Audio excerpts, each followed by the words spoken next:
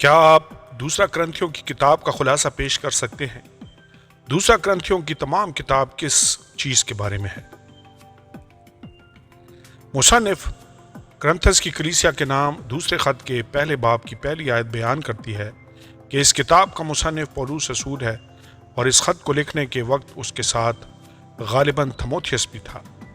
سن تحریر: یہ خط غالباً 55 سے 57 بعد از مسیح میں قلم بند کیا گیا تھا۔ تحریر کا مقصد: کرنتھس میں کلیسیا کا آغاز 52 بعد از مسیح میں اس وقت ہوا تھا جب پولوس رسول اپنے دوسرے مشنری سفر میں وہاں گیا تھا۔ انجیل کے وسیلے بہت سارے کام کی تکمیل کے لیے پولوس رسول نے وہاں پر 1.5 سال قیام کیا۔ پولوس رسول کے کرنتھس کی کلیسیا میں جانے اور وہاں پر کلیسیا کو قائم کرنے کے بارے میں اعمال 18 باب 1 سے 18 آیات میں لکھا ہوا ہے۔ کرنتھس کی کلیسیا کے نام اپنے دوسرے خط میں پولوس اپنی خوشی اور اطمینان کا اظہار اس لیے کرتا ہے کہ کرنتھس کے ایمانداروں نے اس کے سخت الفاظ کو جو اس نے اپنے پہلے خط میں لکھے تھے، جو کہ اب کھو چکا ہے، مثبت انداز میں قبول کیا تھا۔ یہ خط ان معاملات کے بارے میں بات کرتا ہے جو کلیسیا میں پھوٹ کا باعث بن رہے تھے۔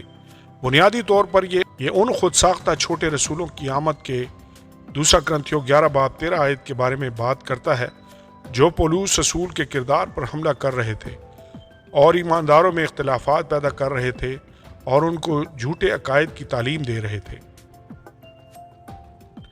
یہ لوگ پولوس کی راستگوئی دوسرا کرنتھیوں پہلا باب 15 سے 17 آیات، اس کے کلام کرنے کی صلاحیت دوسرا کرنتھیوں 10 باب 10 آیت، 11 باب 6 آیت اور کرنتھس کی کلیسیا کی طرف سے مدد لینے سے انکار کرنے پر سوال اٹھا رہے تھے۔ دوسرا کرنتھیوں 11 باب 7 سے 9 آیات، 12 باب 13 آیت، کرنتھس کی کلیسیا کے نام سخت الفاظ سے بھرا ایک اور خط لکھنے کی دوسری وجہ یہ بھی تھی کہ کرنتھس کے کچھ لوگوں نے اپنے بد اخلاقی رویے سے ابھی تک توبہ نہیں کی تھی۔ پولوس رسول تیتس سے یہ جان کر بہت خوش ہوتا ہے کہ کرنتھس کی کلیسیا کے پیشتر لوگوں نے اس کے خلاف اپنے سرکش رویے سے توبہ کر لی تھی۔ دوسرا کرنتھیوں 2 باب 12 سے 13 آیات، 7 باب 5 سے 9 آیات۔ اپنی حقیقی محبت کے اظہار میں پولوس رسول ان کی اس عمل میں حوصلہ افزائی کرتا ہے۔ دوسرا کرنتھیوں 7 باب 3 سے 16 آیات، پولوس رسول انہیں ضرورت مند ایمانداروں کے لیے خیرات اکٹھی کرنے، 8 سے 9 باب اور جھوٹے استادوں کے خلاف سخت رد عمل کا اظہار کرنے کے لیے ابھارتا ہے، 10 سے 13 باب۔ آخر میں پولوس رسول اپنی رسالت کی تصدیق کرتا ہے کیونکہ کلیسیا کے کچھ لوگوں نے اس کے اختیار پر اعتراض کیا تھا۔ دوسرا کرنتھیوں 13 باب 3 آیت۔ کلیدی آیات: دوسرا کرنتھیوں 3 باب 5 آیت، یہ نہیں کہ بذات خود ہم اس لائق ہیں کہ اپنی طرف سے کچھ خیال بھی کر سکیں، بلکہ ہماری لیاقت خدا کی طرف سے ہے۔ دوسرا کرنتھیوں 3 باب 18 آیت، مگر جب ہم سب کے بے نقاب چہروں سے خداوند کا جلال اس طرح منعکس ہوتا ہے جس طرح آئینہ میں، تو اس خداوند کے وسیلہ سے جو روح ہے اور ہم اسی جلالی صورت میں درجہ بدرجہ بدلتے جاتے ہیں۔ دوسرا کرنتھیوں 5 باب 17 آیت، اس لیے کہ اگر کوئی مسیح میں ہے تو وہ نیا مخلوق ہے، پرانی چیزیں جاتی رہیں، دیکھو وہ نئی ہو گئی۔ دوسرا کرنتھیوں 5 باب 21 آیت، جو گناہ سے واقف نہ تھا اسی کو اس نے ہمارے واسطے گناہ ٹھہرایا تاکہ ہم اس میں ہو کر خدا کی راست بازی ہو جائیں۔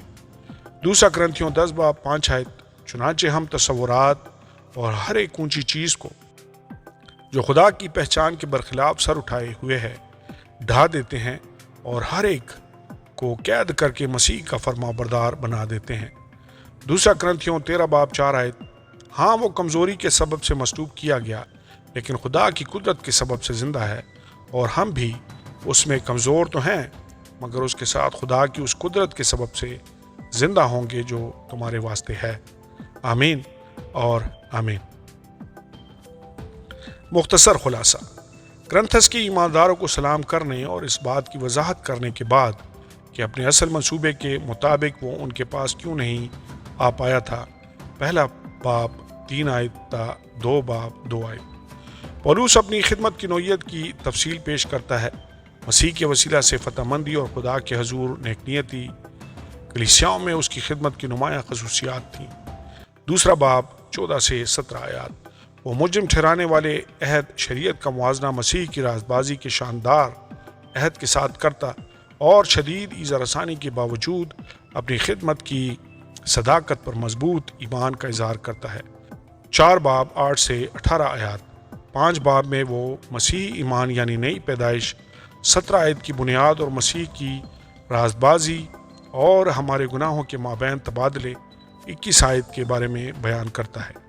6 اور 7 باب میں پولس رسول اپنا اور اپنی خدمت کا دفاع پیش کرتے ہوئے کرنتھس کے ایمانداروں کو اس حقیقی محبت کی یقین دہانی کراتا ہے جو وہ ان سے رکھتا ہے۔ وہ انہیں توبہ کرنے اور راست باز زندگی گزارنے کی نصیحت کرتا ہے۔ 8 اور 9 باب میں پولس رسول کرنتھس کے ایمانداروں کو مقدونیہ میں موجود بھائیوں کے نمونے پر عمل کرنے اور ضرورت مند مقدسوں کے لیے سخاوت کرنے کی تاکید کرتا ہے۔ انہیں سخاوت کے اصولوں اور اجر کے بارے میں بھی سکھاتا ہے۔ اپنے خط کے اختتام میں پولس رسول ایمانداروں کے درمیان اپنے اختیار کو بیان کرتا ہے اور جھوٹے رسولوں کی شدید مخالفت کے باوجود پولس کے ساتھ ان کی وفاداری کو سراہتا ہے۔ وہ مسیح کی خاطر اپنی تمام تکالیف بیان کرنے اور اپنی قابلیت کا ذکر کرنے یا بے جا فخر کرنے میں ہچکچاہٹ محسوس کرتا ہے اور خود کو مسیح کی خاطر بے وقوف کہتا ہے۔ 11 باب وہ اپنے خط کے آخری حصے میں اس رویا کا ذکر کرتا ہے جس میں اس نے آسمان پر اٹھائے جانے کا تجربہ کیا تھا، اور اسی بات میں وہ یہ بھی بیان کرتا ہے کہ اس کے اندر عاجزی کو یقینی بنانے کے لیے اس کے بدن میں ایک کانٹا چبویا گیا تھا۔ 12 باب آخری باب کرنتھس کے ایمانداروں کے لیے محبت اور اطمینان کی برکت اور اس نصیحت پر مشتمل ہے کہ وہ اپنے ایمان کو آزمائیں کہ کیا وہ اس سچائی پر قائم ہیں جس کا وہ دعویٰ کرتے ہیں۔ پرانے عہد نامے کے ساتھ ربط۔ اپنے تمام تر خطوط میں پولس رسول اکثر موسوی شریعت کا ذکر کرتا ہے۔ وہ شریعت کا موازنہ یسوع مسیح کی انجیل کی غیر معمولی عظمت اور فضل کے وسیلہ سے نجات کے ساتھ کرتا ہے۔ شریعت جو کہ مار ڈالتی ہے جبکہ روح جو کہ زندگی بخشتا ہے کا حوالہ دیتے ہوئے رسول دوسرا کرنتھیوں 3 باب 4 سے 11 آیات میں پرانے عہد نامے کی شریعت کا موازنہ فضل کے نئے عہد کے ساتھ کرتا ہے۔ شریعت موت کا وہ عہد ہے جس کے حروف پتھروں پر کھودے گئے تھے، اس لیے کہ یہ گناہ اور اس کی سزا کا علم بخشتی ہے۔